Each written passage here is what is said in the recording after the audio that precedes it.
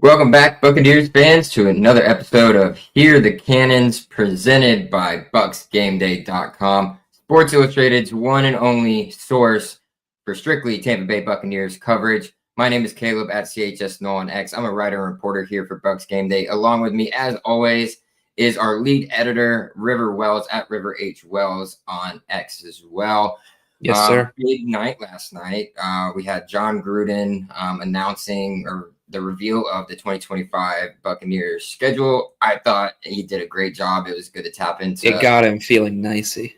Got him feeling nicey. I will say, to take a moment to rant, guys. The schedule's got to be in order. It's got to be in order. it was out of order. I'm not a big fan of schedule releases that are out of order. Just 1, 2, 3. Otherwise, a lot of fun to hear him talk about football and his experience. Yeah, it's great to tap into him. Obviously, we know that we're bringing him back in. His name's going back into the hall. So great to have him, of course, with Barstool Sports and his unboxing thing that he has made popular over the last couple of months or so with teams sending him stuff. So good for the Buccaneers to kind of think that was a great direction to go. The Chargers, once again, killed it from their perspective on things. I thought the Brenda Song announcement for the Los Angeles Rams was pretty great as well. But Colts one was so bad they deleted it. Yeah. That was, I think, was it the Tyreek Hill thing? Which is, I would also like to point out, the Chargers took a shot at Deshaun Watson 2 years ago, and no one really did anything about that. But the Tyreek Hill shot, I guess, was too much. But, yeah. The Chargers also did their concept, but better. So that doesn't help. Yeah. Which whoever is doing the Chargers social media deserves a lifetime. Always kill it. If they're still handing those things out, whoever is in charge of their social media deserves not always killing it, but lifetime contract for sure. But why everybody's here is because the Buccaneers now know their schedule, and there's a lot to like about it. There's a lot to discuss about it. I'm pretty excited myself to discuss this with you, River. But just your initial thoughts, as we saw everything come through as the day was kind of progressing, even on Monday and Tuesday as well. But your initial thoughts, how do you like it? Yeah, I do like it. I think it's kind of formatted similar, I think, to the point where it's a little top heavy and then it gets pretty easier towards the back end, which would be really funny if we had another instance where the Bucs got in a hole and then had to dig themselves out of it again right before the playoffs. But hopefully that's not going to happen this season under Todd Bowles. Week 9 bye week was a week 11 bye week last year, so that's a little worse, but still not bad. Some of the bye weeks of old the Bucs would get would be not nearly as nice as week 9. And we've known the opponents for a while, so we'll talk a little bit more about that. But we got 4 primetime games, baby. We got Sunday Night Football, Thursday Night Football, and 2 MNF games, one of them in week 2 against the Houston Texans and CJ Stroud. So the Bucs have a lot to listen. They got to beat the allegations about primetime, man, eventually. So they're going to have to play 4 games there. They got to win some to prove that they can play at the big stage, and they're going to have the opportunity to do so. Yeah, first looking at it, I think it's very well balanced. We had that rough streak in, right before the bye week last season where it's just loss after loss after loss against strength after strength after strength of teams. And then to end the season, your schedule kind of let up a little bit and you were able to knock off some wins to be able to go and get the NFC South crown. So I think this is way more balanced. Obviously, at the top half, you have some strong teams, but at the back half, you also have some strong teams, and it's very well balanced. And those 4 primetime games are very interesting. Something I noticed too about those is that there's only one game that's not at 1 p.m. at home for the Buccaneers this season. So that bodes well for us trying to get out of there at a decent time out of Raymond James Stadium. But overall, River, what are kind of, you're looking at this, and I know that there's been a lot of talk about, the throwback uniforms. They're expanding that amount of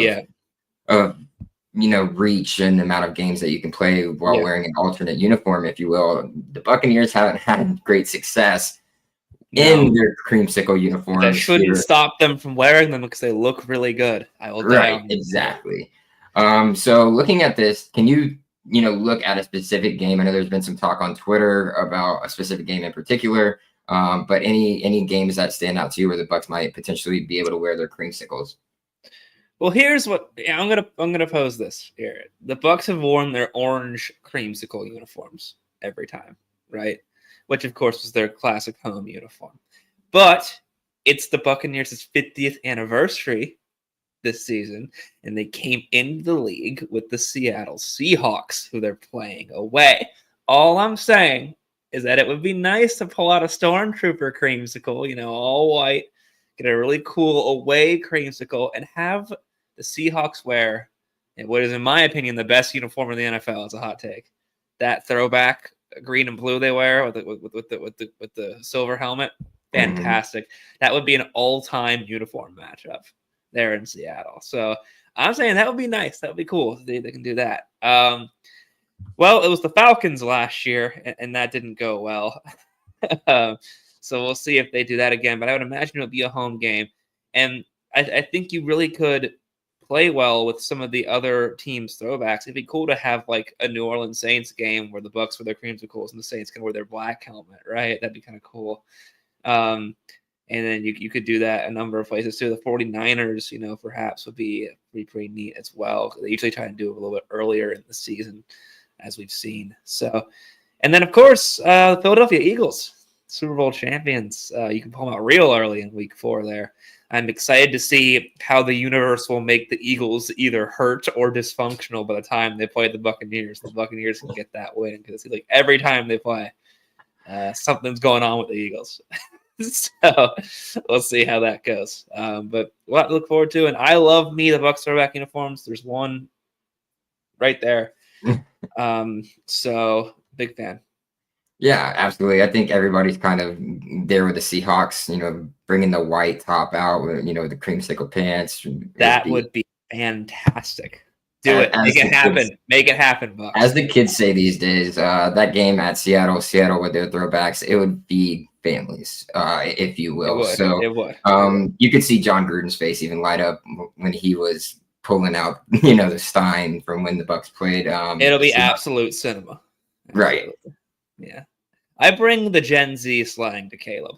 There you go, folks. Yeah, he needs it. He needs some of it. He's gotta keep me, knowledgeable on the topics every once in a while. So it is much appreciated. But continuing through this, any worries here with back-to-back away games to start the season? I mean, obviously Atlanta, NFC South immediately right off the bat is going to be a big game, and then heading to Houston, obviously in a different division and conference as a whole there. Any worries about that before heading back to Tampa Bay and Raymond James Stadium to take on the Jets? The Bucs have kind of been road warriors recently, interestingly enough. So I think they do play well on the road. And it's not just those first 2 games. It's 5 of their first 8 before the bye week are on the road. So they're going to be doing a lot of traveling in the beginning part of the year. I think there are some worries, that Falcons game, it's really interesting to have an NFC South game as your first game. I believe the last time the Bucs did that was in 2020 when they played New Orleans and Tom Brady's first game as a Buccaneer. And that was also on the road and they lost that game. But week 1's kind of a figure stuff out kind of week, and both teams are going to be doing that. So not every team's going to be on top of it. A good example last year, when the Bucs played the Commanders in week 1, the Commanders did not look very good, and then all of a sudden they hit a switch later on in the year. So both teams are going to try to be kind of figuring everything out, and the Bucs have some continuity on offense with Josh Grizzard, and his system should be pretty similar, so that'll help. But a division game in week 1 is always dangerous because you're always kind of trying to scramble. And then sometimes if you drop a game like that because of the week 1 jitters, well, it's a division game, right? And you're already behind the 8 ball. So, and then Houston will be interesting because Houston added some offensive line pieces, but man, they went all in on skill position players. CJ Stroud's going to have a bounce back year. He had a decent year last year, but not quite like his rookie year. So that'll be an interesting environment to go into, especially at primetime, that primetime beat. So you don't want to start 0-2 there. Bucs have struggled a bit on primetime, and then week 1 jitters can come and get you. So I think it's definitely a dangerous slate. But if you can escape 2-0, and man, the Bucs started off hot last year, and they played a really good Detroit Lions team in that second game and got the win. So they can definitely get it done, and they're going to want to, obviously. But tough start, I think. Yeah, absolutely. I mean, it doesn't get easy right off the bat for the Bucs, and that's something to pay attention to. But while we have your guys' attention here, if you're watching on Facebook or X, head over to our YouTube, click that subscribe button. That's how we get to pay the bills is by through YouTube. Like, comment, whatever you want. That's how you get your comments up here, your questions up here on the screen as well. So if you guys have any questions and you're watching on Send YouTube, them, go please ahead, do. shoot them out to us. Anything that you feel is relevant to what we're talking about now, which is the schedule release, head over to YouTube, check it out, let us know, and we'll be able to bring those up here on the air while we're live and be able to hit that for you guys. So really appreciate that. And then while we're at it here, River, there is plenty of games, plenty of big games that are going to be very thrilling for the Buccaneers this year. But can you point to a singular game on the Buccaneers schedule that we're looking at right now where it can be a massive statement win for them to show themselves as true Super Bowl contenders here in 2025? Well, the obvious one, I think, is the Eagles, so I won't go with that. The Eagles are Super Bowl champions. The Bucs have done well against them in the past, and like we mentioned, sometimes there's some stuff going on in Philadelphia. They're a little dysfunctional, and they're missing their top two wideouts, and the Bucs played them last season. And that's a home game, and that would be a statement win. But looking at Week 11 here, not NFC game, but the Buffalo Bills in Buffalo, New York in November. That would be quite a statement win. I think in 2023 they got close, but couldn't quite seal the deal over there in Buffalo. And now they're going to have a second chance to go there and try and beat Josh Allen and Sean McDermott and all those guys. And that's a really good football team. I think they still will be. Allen MVP last year. That would be going on the road and beating that team would be a pretty big statement win, I think. So I'm going to go with the Bills. I think it's a smart pick. It's specifically for all the reasons that you said. The Bills are already seen as a true Super Bowl contender because of Josh Allen and what they're able to put together last year. And this year, they've never been able to get over that hump quite yet. And maybe this year is the year for them. And then you're playing them in November, so it's starting to get cold up there in Buffalo, New York. So I like that a lot. But I'm going to go. I mean, the easy choice is the Eagles. So I'm going to stay away. Because it's early in the season too, right? Like if you can get a big win like that early in the season, they'll probably be healthy. Although I guess they should have been last year too, and that didn't end up happening. But yeah, right. So I mean, it's really hard to stray away from that. But I'm going to go the back half of the schedule here too, and I'm actually going to go to Week 12, a week right after your pick here. I'm going to the game in LA against the Rams, an NFC opponent. Sunday night football. You've had trouble with them in the past. It's been a little bit struggles with the Rams, and the Rams got better. I mean, we've seen what they were able to build on their defensive line last year with a bunch of young guys coming in, and then on the offense, Cooper Kupp going away, but then you bring in a guy like the Devontae Adams to kind of balance their wide receiver core with Puka Nacua there, Tutu Atwell, whoever else is playing that third wide receiver for them, and then you've got a two-headed monster there in the backfield with Matt Stafford still playing at a high level, and you're on the road, and you're going from one coast on the road to the other coast on the road. Now is your time to, kind of, pick the barrel up, if you will, and go. This is your time to prove a point. Like if you go back to back there in Week 11 and Week 12, even if you split those two games, I think you're in a great position, but you have to get it done. And I don't think it matters on how you win or how much you win by, but getting a W in Week 12 would be huge, especially when it comes to, NFC ramifications. When you're starting to, barrel towards the playoff picture there towards the end of the season. So I like the Rams game as kind of a statement win for the Bucs. Obviously, we all would like to see the Buccaneers end up going 6-1 against the Eagles in their past 7 games. Wouldn't that be fun? It would be very nice. And the Eagles, that game is going to be the end of September. It's going to be hot. It's going to be really, really excessively hot. And we saw how they struggled with that last year. So hopefully they can notch that again. But continuing to look at this, what are your must-win games on the Bucs schedule here in 2025? I'll tell you. Let's look at that Week 13 stretch onward. And the reason why I think these are must-win games is because all of these games are very winnable, I think. There's a run from the Cardinals, Saints, Falcons, Panthers, Dolphins, Panthers again.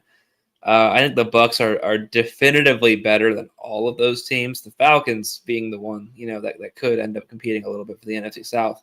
I still don't think the Panthers are quite ready, and I think the Saints are going to be really bad. Surely this is the year for the Saints, right? We say that every year, and they manage to pull out something. But with this run here, the Bucs had a similar run last year towards the end of the season, but you got to be able to do some damage here, right? And then you got 4 NFC South games in your last 5 weeks, right? Mm-hmm. So that's pretty big. That's going to be a really big stretch. That's where you're going to make most of your money, actually, at that point.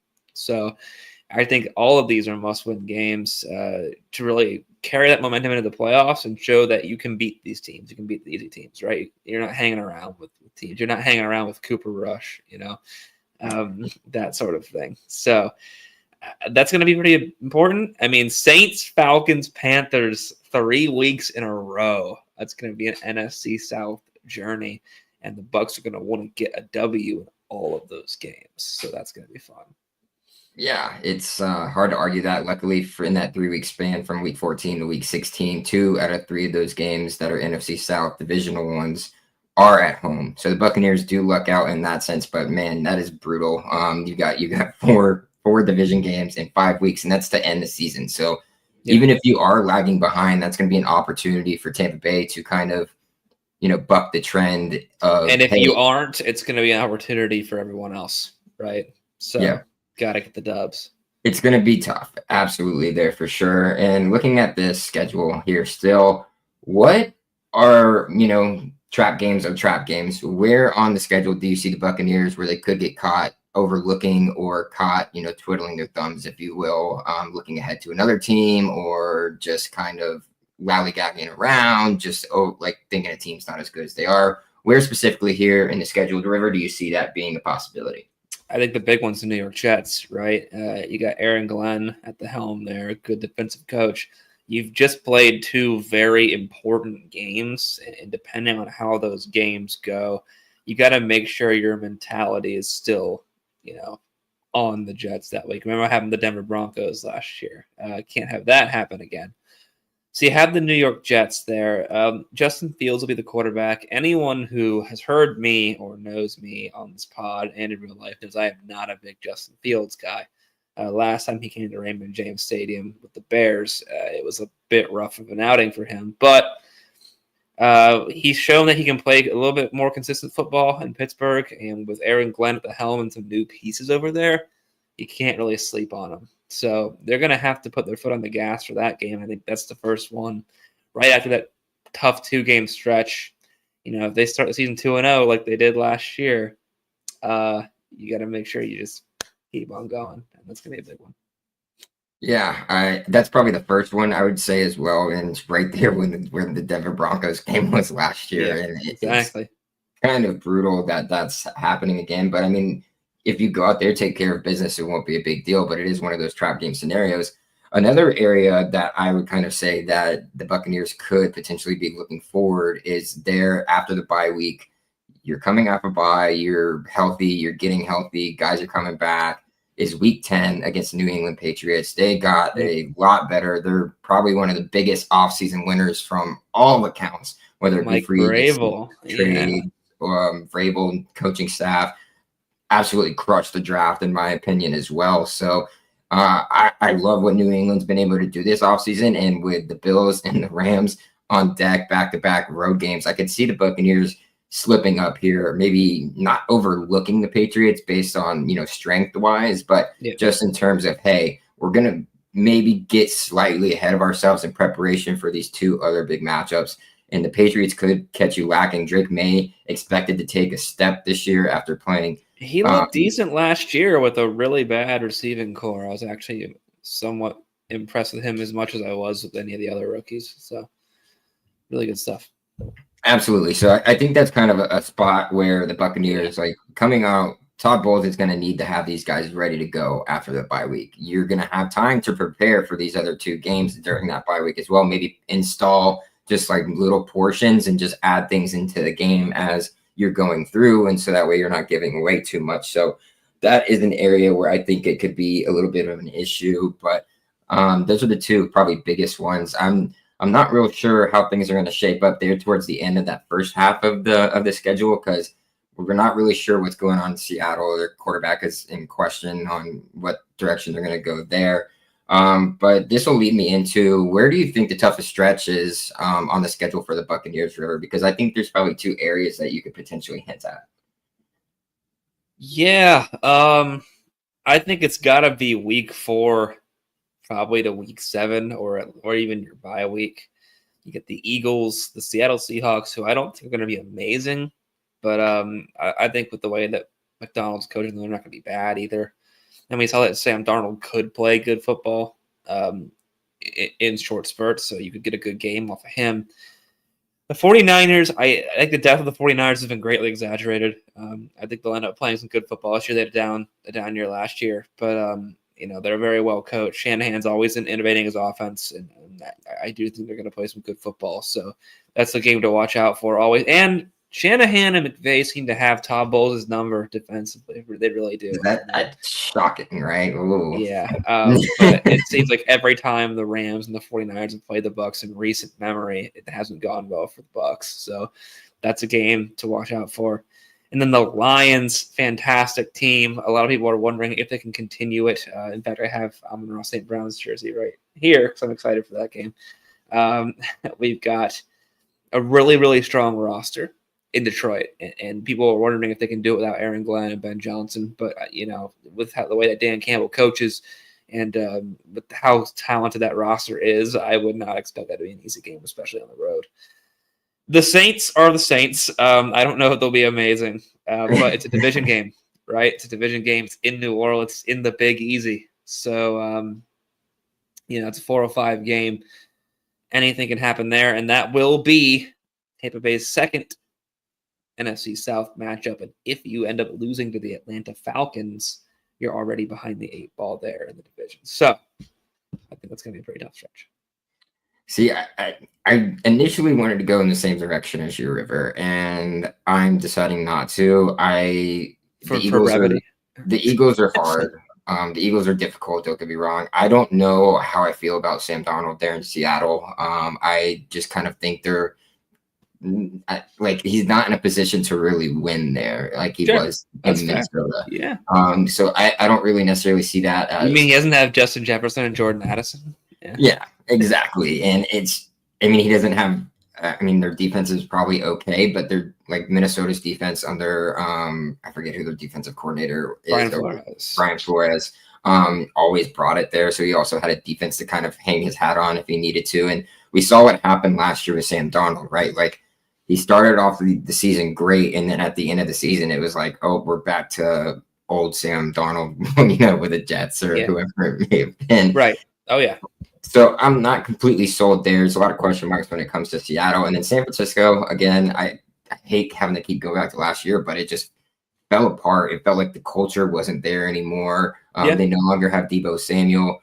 They are still trying to figure out what they're going to pay Brock Purdy, so I don't know how is that going to impact him heading into this season. And you get that game at home, albeit you do have the Shanahan thing with Todd Bowles, but I think this could be an area where the Bucs could take advantage, especially right before they head to Detroit and take on the Lions, who I'm also not sold on. You lost Ben Johnson, who we know was highly coveted, got to pick where he wanted to go and be a head coach, ended up going to the Bears. Aaron Glenn also left, so you're bringing in 2 brand new coordinators to kind of run things there. Dan Campbell, I love the guy to death, but I don't know how this refresh, if you will, of the Detroit Lions is going to, how impactful it will necessarily be to kind of make them a contending team once again in 2025. Yeah. And then you also want to look at last year. Detroit's defense was absolutely just petrified with injuries. It was even worse than Tampa Bay's, if you could believe that.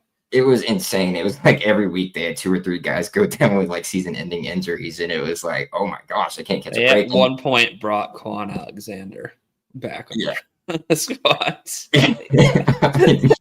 That's enough at that point, and it's even their backups played to the best of their ability, and they weren't horrible, horrible. They were bad.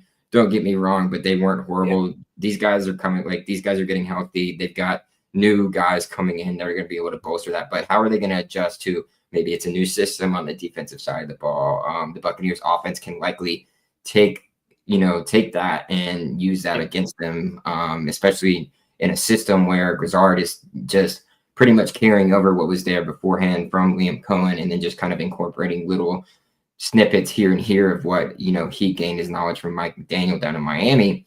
Yep. And then the Saints are the Saints. Jake Hayner, Spencer Rattler, or Tyler Shock. So that's all you need to really know when it comes to the Saints. You should be fine. There, obviously, we saw what Spencer Rattler was able to do against the Bucs for a little portion of time where he looked really, really good last season, and then it just kind of fell apart on them in the second half. But I don't expect the Saints to be all that competitive in the division or in the league at all. They might be hunting down for that first pick next season, try and get Arch Manning, if you will. Will that be the fourth year in a row they drafted a quarterback? Hey, you got to do what you got to do. If you can leverage some of those quarterbacks as backups, get some draft picks out of them, do what you got to do. But they're not a threat to me at all. So my toughest stretch here is going to be that week 10 to even week 13, because the Cardinals all, nobody's paying attention to them right now. Everybody's just kind of flying under the radar, but Kyler Murray's still there. They've still got Marvin Harrison Jr. And I would counter. They are somewhat known for their late season collapses. That's kind of been a thing, and you would be getting them right at week 13. Okay, that's fine. Then I'll go week 10 to week 12. Again, the Patriots. It's a sneaky team, a very, very sneaky team. I like what they're doing. Vrabel's a hard coaching type of coach. And then you've got the Buffalo Bills on the road. Josh Allen in November in Buffalo, New York. Less than ideal for a bunch of guys who are spending their whole entire offseason and pretty much their whole schedule outside of that in warm, humid weather, having to go up and play in frigid temperatures, a little cold. And then you've got the Los Angeles Rams, which thanks for Richard popping on here, watching from LA this morning, saying, so glad there's no Thanksgiving game in LA. Spend some time with some family, watch those other games. Don't have to worry about going and watching your Buccaneers. So that would determine whether or not you enjoyed the meal, for sure. Right. You can have a really good Thanksgiving or a really bad Thanksgiving, depending on how that one kind of unfolds. But luckily, it ended up not turning out that way. Previous reports had it that way. It ended up being a week before the Thanksgiving game. So thankfully for the Bucs, that's how it ended. But man, back-to-back road games, one coast to the other, and both in three solid teams right there. You got the Patriots, who should be an up-and-coming team. You got the Bills, who are proven but have yet to get over that hump, so they're going to want another statement win at home. And then you got the Rams, who is obviously a very important NFC showdown with the Buccaneers. So that's really tough for me. Sean McVay, obviously a great head coach, great play caller, knows Todd Bowles' system and knows how he likes to, beat it. So it's going to be a tough 3-week stretch there, and then it kind of lightens up if you get Arizona on that downfall, like River had mentioned, and then again the New Orleans Saints before you get into those, the Falcons again, and then 2 games against the Carolina Panthers. Not real sure what the Dolphins are going to look like. The Dolphins tend to be a little banged up late in the year. Yeah, how that usually goes. I mean, it depends on how many concussions is Tua had at this point. Is Jalen Waddle going to be able to hold up? Is Tyreek Hill going to be in trouble, or is he going to be traded by that point? So, that's true. That's true. Not to go all A lot of Miami Dolphins variables here, guys. Yeah. And I know that Baker Mayfield would probably love to get a big win down there in Miami against one of his good friends, Tua Tagovailoa, that they obviously were partying together this summer on a yacht. So probably would be awesome to see that as well. But surprising teams in the NFC South that could surprise the Buccaneers here. The Panthers. It's definitely the Panthers. And again, not to say that I am sold on the Panthers, but I like them more than I like the Saints. And the Falcons with Raheem Morris and Terry Fontenot and then that roster. Michael Penix Jr. going into his first full year starter, that's a bit of a wild card, right? They've got some talent. They've got Jesse Bates, who is sure to be really annoying in week 1 and week 16 or 15. But Yeah, Dave Canales' Panthers, Bryce Young. It depends on if you buy in on Bryce Young's sort of resurgence in the second half of the year last year, which he had, and if he can continue that going forward. They got Ted McMillan, a big weapon for him on the perimeter, and they're going to have him and Xavier Liga, and so they'll have some wide receiver help there. Adding some pieces to the defense as well. Still have J.C. Horn over there as a very good corner. So I think if there's any team to surprise in the NFC South, it would be that one. I do think overall the Bucs are more talented than all three of those teams, and I'm not really into Raheem Morris's coaching. Unfortunately, I'm not. Is really that based into on experience, River? It might be, but even if you look last year, the clock management questions and a lot about that. He still has some work to do there, and then really. Dave Canales, I think he runs a decent modern offense, but I think that offense has trouble taking the next step. So we'll see if he can fix that. We got Chuba Hubbard over there again too on an extension. He was very good. So we'll see how it goes. And then the Saints, Kellen Moore didn't move me. And then that quarterback room, woof. I know we mentioned it, but Jake Hayner, Tyler Shuck, Spencer Rattler, brutal. So. We'll see what happens with them, but I predict the Saints will be in last place in the division. And like you said, they might be on the hunt for that number 1 overall pick. But if I am in for any surprises, I think it will be Bucs, Falcons, Panthers, Saints, but it could be Bucs, Panthers, Falcons, Saints. I see an avenue where it happens. Yeah, and speaking of avenues, I see an avenue where the NFC South could sneak in 2 teams this year. Just somehow, some way, and my pick for that would be the Carolina Panthers. So I'm right there with you. I think the Panthers have done a great job in building this thing kind of from the ground up. Obviously, it didn't look like it was going in the right direction last season until maybe below the ground up. Yeah, they were rough. They were rough. Yeah. It didn't look like it just same old Carolina. It's like this is what they are, and it's never going to be any different. Then you got the resurgence of Bryce Young, who, I mean, put the Buccaneers on heart attack watch for a game or two, and it was just like, okay, well, if Chuba Hubbard doesn't fumble, might not be in the playoffs. So I like what they're doing. I like what they did this offseason. I think adding a guy like Tetaroa McMillan was great for them. Obviously, Xavier Leggett did not, immediately make an impact that they thought that he would be able to. But if you add a guy like that on the opposite side of him, I think that'll open him up a little bit more for those catches that he's going to be able to have. Yeah. Binkus here a little bit late saying, let's go. I do like the midseason break. Yeah, I completely agree. It's huge that we're getting it's good to have one of those. Yep. It's great getting it in week 9, kind of splitting it mid. Last season it was a little bit later, but it still worked in the Buccaneers' favor. And this year it's working even more so in the Buccaneers' favor, especially to get guys healthy. Same thing here from Freedom by Birth. Glad to see another midseason bye week. Should be good just before the coast-to-coast road trip, which we had spoken about earlier, guys. So if you're just now joining us, coming in a little bit late, go back, rewatch some of this on YouTube. And you'll be able to hear us talk about, the toughest stretches, kind of where trap games are for the Buccaneers as well. But while we're here, River, and while I got you, I'm going to ask it. I know it's early. I know it's way too early to start kind of predicting the Buccaneers record, but I'm going to ask you anyways. Where do you have the Bucs sitting at here in their 2025 season? Oh boy. Oh man. I'm feeling like another 10-win season, perhaps. I think Todd Bowles has to do better than that, personally. But there's some tough games in the schedule. You got to account for the Bucs sometimes making a slip up somewhere in games that they should win. But there's a lot of winnable games here, right? I mean, the Bucs are very talented. They should have a revamped defense. So in theory, they should only be able to get better. But I do want to see Todd Bowles more consistently coach his team and avoid those pitfalls we've seen the last 2 years.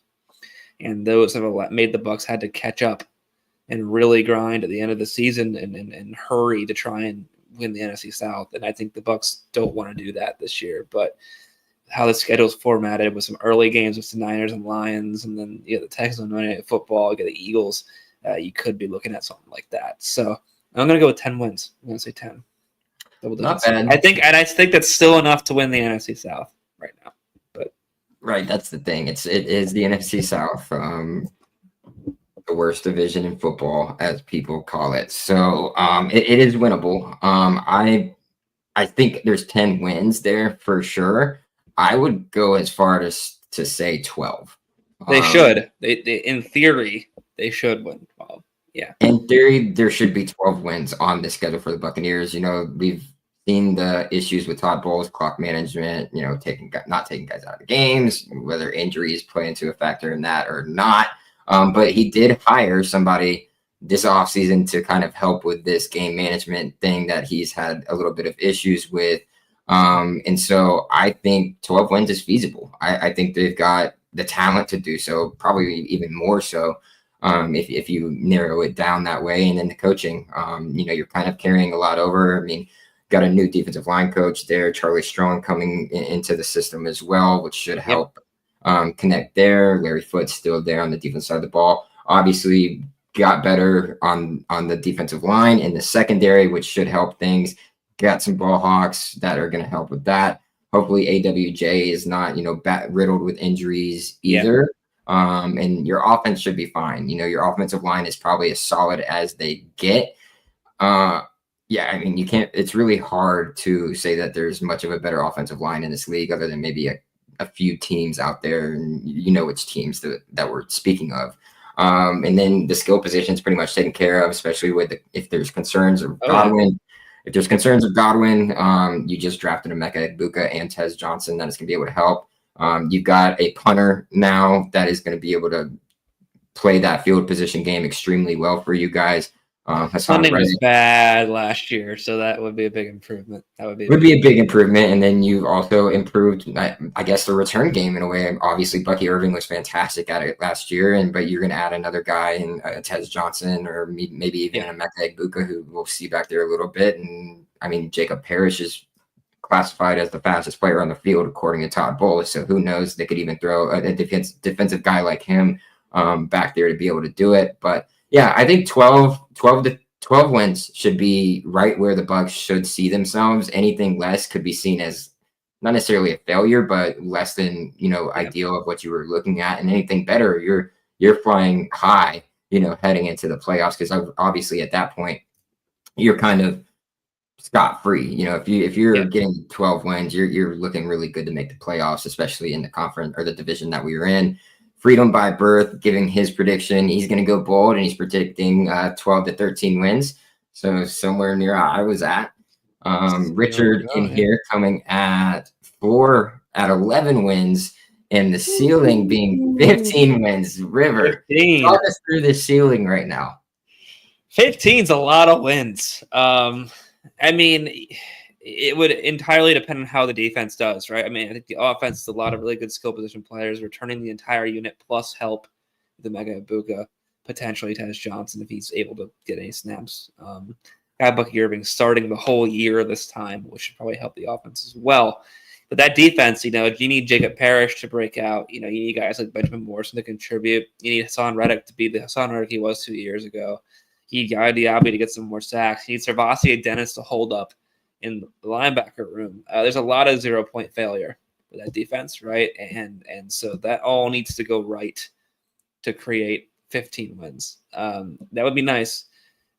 Floor being 11, I think is a little optimistic, but like I said, in theory, Todd Bowles has increased his wins every year. He's going to have a returning offense. He's going to, in theory, have improved his defense pretty significantly, and the rest is up to him. You know, you need to call the defense the right way. You need to coach your guys the right way. The rest is up to him.